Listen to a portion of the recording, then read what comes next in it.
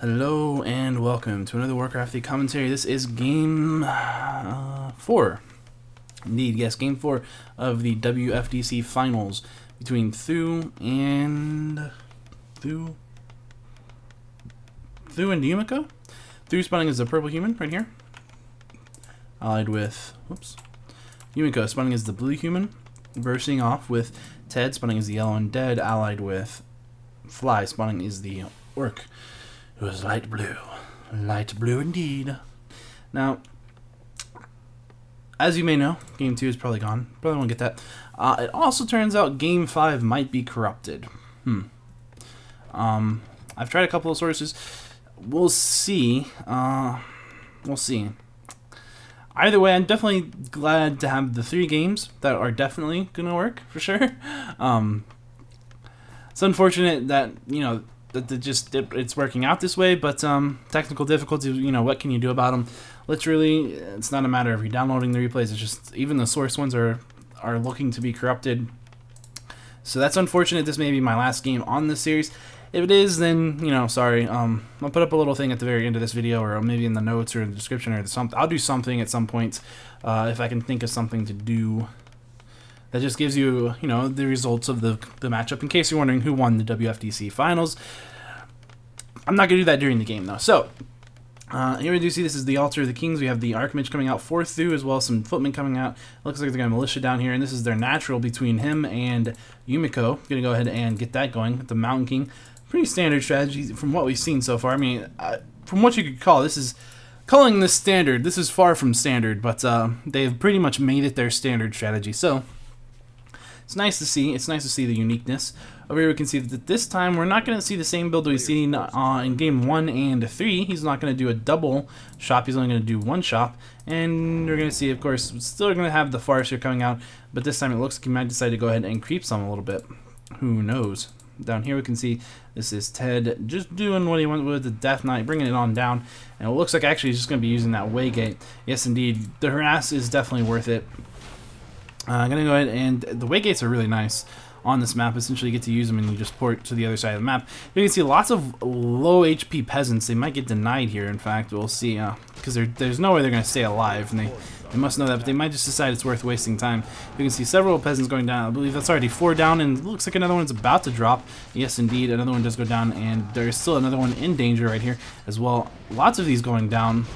A coil going off on a skeleton warrior. Very good. Just keep that thing alive as long as you can. Of course, it's important in this case because there isn't actually going to be 2 rod sets, just the one.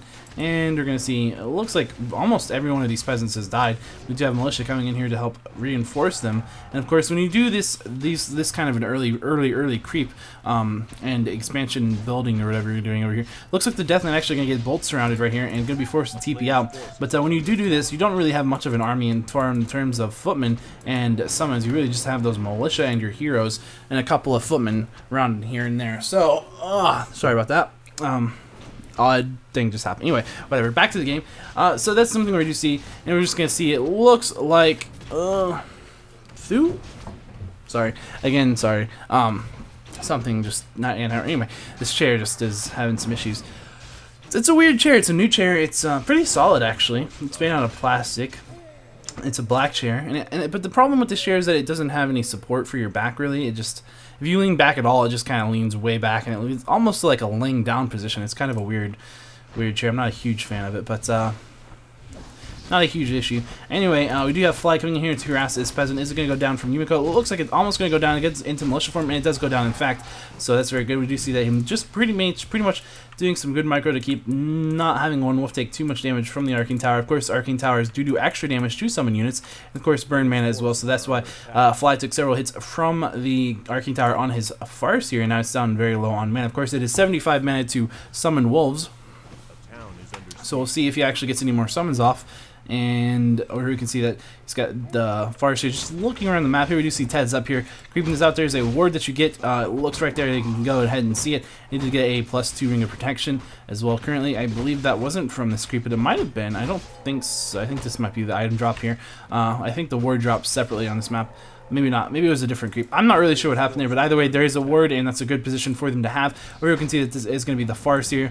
Essentially, getting a bolt on him is going to go down. It looks like he's going to be able to prevent this round. Actually, no, he's not. He's going to end up being surrounded anyway. Is he going to be forced to TP out again? They do go ahead and kill one of the footmen. The Farseer goes down. Unfortunately, he's only level 1. Not a huge deal for either player. Now we can see the Mountain King, or the Death Knight, actually taking surround right here as well, but looks like he's actually going to be able to get out of that, no problem. And yes, he does indeed. However, another bolt does go off, and that may very well be enough. Nope, not going to have another surround going off. And there are enough fiends on the map really at this point. You see the Mountain King actually being trapped at this point and surrounded by both Fly and Ted's units, and being forced to TP out of there. So that's good for them to get a little bit of that, just, you know, to have the counter surround. Now you can see it looks like he's going to go ahead and throw down a Slaughterhouse. He is, of course, tier 2. Over here we can see that this is going to be Fly going ahead and getting his Farseer back out and doing a Bestiary Spirit Lodge build this time, and we're going to go ahead and get that Berserker strength out. Now over here we can see that Thu has just now begun his tier 2 tech. Maybe we'll see Yumiko taking this time? Nope. Both of them are just kind of taking their time here. You can see that this is going to be Black Gunpowder, which increases the range. No, I'm sorry, it increases the damage is what I meant to say. Increases the damage. The range upgrade is a tier 2 upgrade, and this is going to increase the damage of the Rifleman. Over here we can see that we are going to see a Lumber Mill going up, and of course plenty of more peasants, or footmen, I mean. Over here we do have Thu creeping out this Thu and Yumiko creeping out the Fountain of Health out here. It's a nice little thing to have. And over here we can see that this expansion really not needing any more defense put up, pretty much out of the way. Very hard to get to this, especially without alerting Yumiko or Thu so that they could come and defend it. Over here we can see that it looks like a Fly is going to go ahead and throw down an expansion right here. Just kind of to match the economy of their opponents, which is something that you do want to do. And on a map like this where it's very big and there's lots of experience, and map control also in this map, not nearly as important as it is in Goldshire, because of course with Goldshire, it's such a smaller map with these huge blocked off pathways, essentially splitting the map into 4 places. Right here though we can see that with this there's much more open and availability of gold mines, and map control, while of course always going to be important on any map you play, not quite as pivotal, because if you're not controlling a particular part of the map, you can always hide in a different part of the map, and it's not so bad. It's a lot easier, especially with the way gates allowing you to just teleport around the map. You can be very, very sneaky with those. You can see that the Lich is coming out as the second hero for the Undead. And it looks like that's going to be, yes, indeed, the Tauren Chieftain. You can hear him coming in here, maybe if you have your health sound loud enough. And you can see these are some footmen going down. And this fight is going to have some, actually, it looks like they're kind of sandwiching in Ted here. Again, having that ball of his fiends right there, just so that he can keep them and be very efficient with their damage. Running them away at this point, it looks like one of the fiends is about to go down, because that's get a coil is still going to go down, probably because it does get thunderclaps as well as quite a bit of extra damage going on to it. You can see another footman just going to have to microwave, this time with a speed scroll, so it's probably going to be fine. Is it actually going to get away though? I don't know. Nope, it goes down at 28 HP, unfortunately for him. One more and HP might have survived, but probably not. That is a 27 to 33 plus 6 attack damage. Archmage right there doing quite a bit of damage. Here we can see that there are actually 0 armor on the fiends, of course, which means that full damage anyway. So that is full damage anyway. Yes, we do have somebody TP out right there. It looks like that would be the Farseer TPing out, and indeed, yes, it was the Farseer TPing out from Fly. He does have 5 grunts at this point, getting a ensnare research going, and of course he does have his Spirit Walker. Over here you can see that Thu and Yumiko are just pretty much creeping this out. 3 on the Archmage and 3 on the Mountain King, doing what they can. I believe, yes, indeed, Fly does have both of these wards, it looks like. There we go. Ted has one of them, but essentially that's the same team right there, so that's all that matters for them. They both have vision of them. So over here we can see that Ted is working on tier 3. Over here, getting that Slaughterhouse. It's a very interesting position to have the Slaughterhouse right there. It's on the ramp. It's very nice, and of course it makes it hard to get up into your base. It also spreads Blight out pretty nicely, so that's nice to have. And over here we can see that he's going to keep creeping. He does not have a town portal at this point, so he does need to make sure that he's very careful in not getting attacked when Fly wasn't there. Because if he did, that would have been unfortunate for him. Of course, neither does Fly have a TP either. Now you can see that was some good English. Neither does Fly have a TP either. No, but Fly does not have a TP either, is what I was trying to say, and of course that is probably understandable. But anyway, we do see that Thu's Archmage has a TP, Mountain King not so much. It looks like on this map they're not quite as concerned about having TPs at this particular point in the game, at least, where they're going to say, you know what we can do is we can essentially just creep about and pretty much play it safe. We have our expansion, they have their expansion. Of course, both of those are running full-time at this point. And of course, it looks like Ted and Fly are going to find that this already crept out red at this health fountain. That is a pretty nice advantage to have as Yumiko and Thu. You can see they're going to come down here. Maybe they are sandwiching in. Maybe they think that maybe that just got crept up, but they didn't see any creep bodies, so they probably knew it didn't. And it looks like they're going to go ahead and get this red. And get some really nice items actually from this red creep. And there's also actually, they're going to creep the orange as well. Pretty much being very efficient, and it's very efficient to creep 2 camps at the same time. So it's definitely better. And you can see what item is he going to get. He's going to get a Khadgar's Gem of Health. That is 300 HP. That's a lot. As you can see, it brings up the Death Knight's total to 1,125 HP. Pretty much a lot of experience, HP right there. I'm getting also a Scroll of the Beast, which is going to, of course, be able to use to cast a roar on all of units that boost your damage by 25%, as you can see right there, for 45 seconds. Pretty nice item. Of course, are we going to see, I don't think they're going to have any spells, actually, but they will have a Spellbreaker, which is going to allow them to spell steal things, such as Roar. But, of course, we could always see maybe perhaps Destroyers coming out, I believe, yes, indeed. Destroyers can always eat that if they get spell stolen over to Yumiko and Thu's units. So it's always something you do have to be concerned about. Do you want to give the Destroyers mana? It's probably always generally better to do that, but sometimes I'm assuming it probably wouldn't be. And I can actually think of maybe a couple situations. For example, if the army was pretty much entirely Destros, probably don't want to feed that many Destros. If there's only a couple Destros, you know, making them use their dispels and having them on cooldown rather than dispelling water elementals, for example, that's pretty much fine. Here we can see Ted coming in here is right behind a Fly. It looks like they're looking to get this Jack off right here.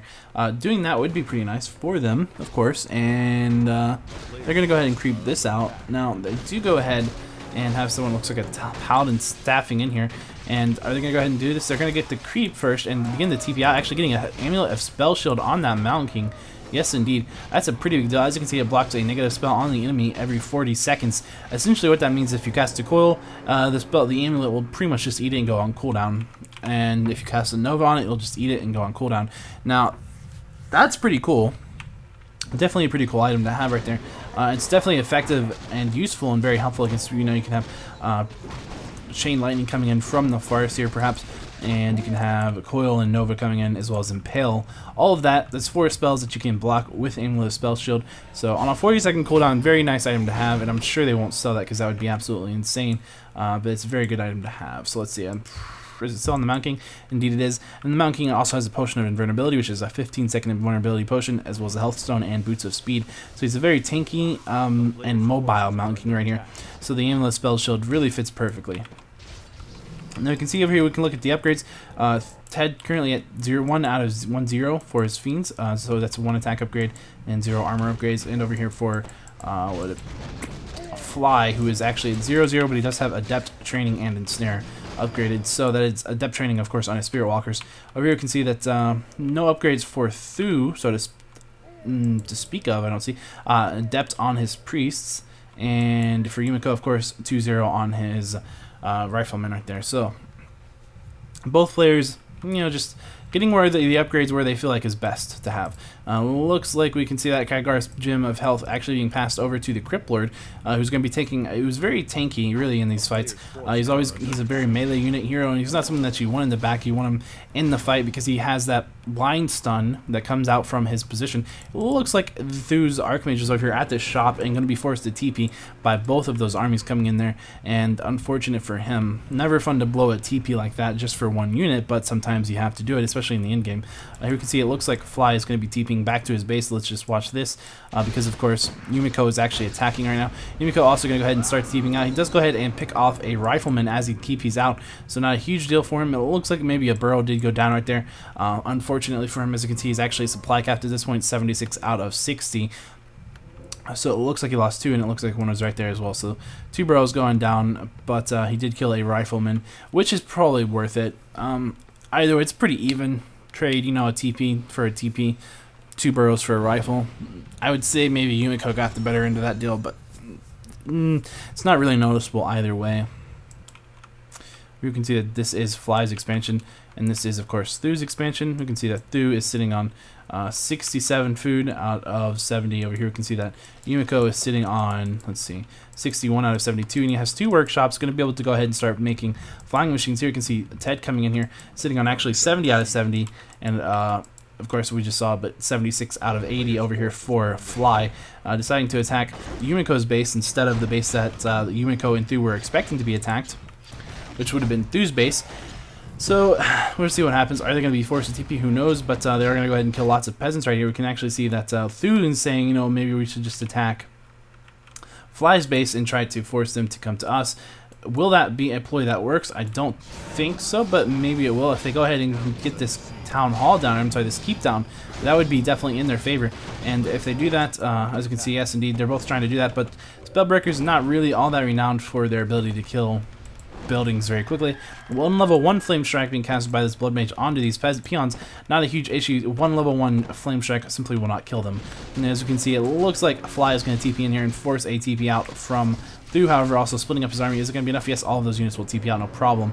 As you can see, it's just one screen length basically away from the center, you know, this, or from basically half of a screen length, I guess you could say, from the center of the unit casting the teleport scroll. And that's basically the range you have in any direction of units that will in fact TP out with you. So you can see it looks like Yumiko's armies right here is going to be forced to TP out. It looks like a rifleman goes down, and let's see a mortar going down as well. Another rifleman going down just as he TPs. I feel like I heard it happen, but I don't know for sure. So look over here, and yes, yeah, I don't see any dead units over here. I'm not sure if that can happen if you can actually chain lightning units and have that go with it alongside the TP. It might. Yeah, someone is being a dick right now and just beating on the wall, so that's storm life. Yeah, a little bit annoying, but whatever. I guess it's not really being a dick, it's just being a dick because I'm recording, which is unfortunate. Normally it's not a huge deal, I guess, but I'm not trying to be grumpy, I am tired. I took a little bit of a nap between this game and the last cast that I just did. Still not feeling it, just not feeling awake. But, oh well. Here we can see it looks like this fight is going to be engaged. A Spellbreaker is going to take some damage. We can see that the Yumiko's Rifleman taking some damage. You have a Speed Scroll going off to provide some positioning to try to get away from that Flame Strike, but once it did its damage, it's not really too big of a deal. See several Healing Scrolls going off for both sides of these map players, and you can see these Destroyers being used very effectively. We just heard, that was the sound, that little sound, that was a great way to sound of it, but that was the Amulet Spell Shield being going off. Something negative had been cast on the Mountain King, and it was in fact basically negated, so acting as if it did not cast. As you can see, these riflemen are actually getting owned in the back here. Lots of damage going on, lots of AoE, good impales as well as everything else. We see some TPs being forced out, as you can see, Thu's army getting away, and now Yumiko is actually here, sitting here, and his Paladin is not in too great of shape here, but it does have, of course, a Potion of Lesser Invulnerability once Divine Shield wears off. So we'll see what happens exactly right now. We do see Thu's Archmage taking a big damage right here. It's on a bad position. It's going to go down. There's no way to save that one. Unfortunately, another Speed Scroll does go off, and this is pretty much, again, just going to try to prevent the shock and awe attack to really get into position and kill. And that's basically what Speed Scroll allows you to do in that position, and why you would see it used like that. And it does look indeed as if Fly and Ted are gonna win this fight right here and be able to take down this expansion. As you can see, they've killed several heroes and they've put themselves in a pretty good spot. You can see there's a Blood Mage back here. It looks like a Paladin has actually gone down right there. A level 3 Blood Mage. It does have a Potion of Lesser Invulnerability. Will that be enough to keep it alive? I don't know. Probably not for very long at any rate, if it does get focused on. And of course, with only 400 life right now, 428, it's going to go down very quickly. But it is, of course, being healed by Priest, and now it's siphoning some mana, trying to keep itself in a relatively safe position, running away, and hopefully not losing their entire armies right here. That would be unfortunate for them. It would be very difficult for a comeback. As you can see, that this is a very low gold mine. At this point, it's down to like 4.3k gold left, and that's pretty low. Comparatively speaking, relatively speaking, I guess you could say. It's been mined out for quite a while now, but over here you can see that there are some more units going down, and as we can see, this is the Mountain King trying to get away, getting Novad, so it looks like his Amulet Spell Shield is actually probably been blown again somewhere that I didn't quite catch it, but unfortunate. As you can see over here, 8.5k gold on that gold mine, and down to 4k gold on this gold mine right here, so it looks like this positioning is really going to be going into favor of Ted and Fly, for taking out that gold mine, and they're doing that essentially just with some summons. You can see that this is another little skirmish going on right here, and we have Yumiko's Mountain King trying to do some more work right there, and he does go ahead and start picking off some units. He's going to be able to get that Raider. Doesn't look like it. He's going to go ensnared, and will he go down? I don't know. It's going to be taking some more focus fire. Is he going to be able to avoid all this? I don't know. He's running away. The Blood Mage from Thu is running away. Looks like Yumiko calls GG and Thu calls GG, and so it looks like that's game. Indeed, that is game 4. Yes. So I'm going to try to cast game 5. If I can get the full game casted, then I will put that up, and there will be a link right here. If for some reason it just is corrupted and there's nothing I can do about it, then, well, I tried, and there will be 3 games up, and if I get game 2, then I'll eventually put the 4th game up. Now, having said all of that, at this point, I'm going to go ahead and tell you, just in case, I'm going to go ahead and tell you the score and who won. So I'm going to give you a moment, of course, to turn off your the sound or stop the video or whatever, essentially in case you don't want it to be spoiled. But the results, the winners of the WFDC finals with a score of 3-2, yes indeed, 3-2. So is going to be going, the title is Ted and Fly. Yes, they did win, beating out Thu and Yumiko, who've actually been called by quite a few players as the best 2v2 team in the world because of how dominant they have been thus far in WFDC. However, Ted and Fly managed to pull it out. Very creative strategies being used, although I guess we've seen a lot of the similar strategies in all these games. Really, the games were quite entertaining, and they did diverge a little bit in each game towards the middle and the end, and I definitely enjoyed them. I hope you guys did too. So if there's a next game up, feel free to join me, and otherwise, have a nice day, because I will be too tired to cast anymore after the next one either way. So I'll see you guys next time.